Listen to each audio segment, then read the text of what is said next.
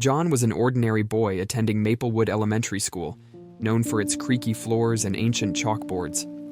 The school had been standing for nearly a century, and rumors circulated about it being haunted. John, a skeptic, dismissed these tales as mere stories to scare the younger kids. One dreary autumn afternoon, John stayed late to finish a science project. As the shadows grew longer, he found himself alone in the empty school.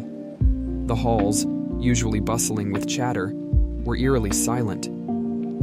The only sounds were the occasional groan of the old building settling and the rustling of leaves against the windows. John's classroom, room 13, was at the end of a long, dim corridor. He hurried, eager to complete his project and head home. As he entered the room, he felt a sudden chill. The temperature seemed to drop, and a shiver ran down his spine. Dismissing it as his imagination, John set to work. As he focused on his project, he heard a faint whisper behind him. He turned around quickly, but no one was there.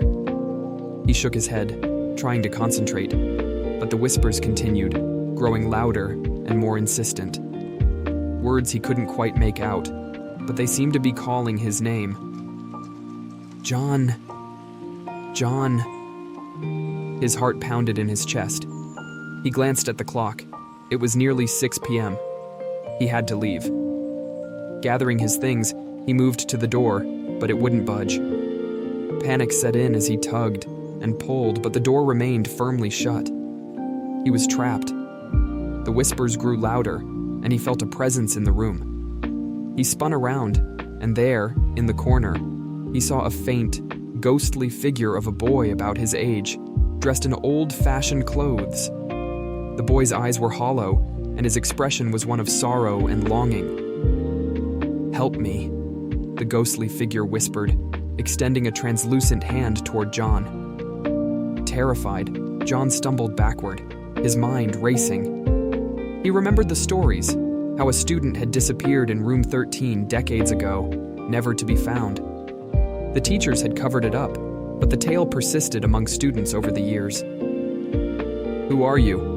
John managed to stammer. "My name is Peter," the ghost replied. "I was lost here, trapped. You must help me find peace." John, despite his fear, felt a pang of sympathy for Peter. "How can I help you?" he asked, his voice shaking. Peter pointed to a loose floorboard near the teacher's desk. John pried it open and found a dusty old notebook. It was Peter's diary, detailing his life and the events leading up to his disappearance. The last entry spoke of a cruel prank by classmates that went horribly wrong, leading to his accidental death and the cover-up by the staff. John knew what he had to do. He promised Peter he would tell the truth and ensure the diary reached the authorities. With that promise, Peter's form began to fade, a look of relief on his face.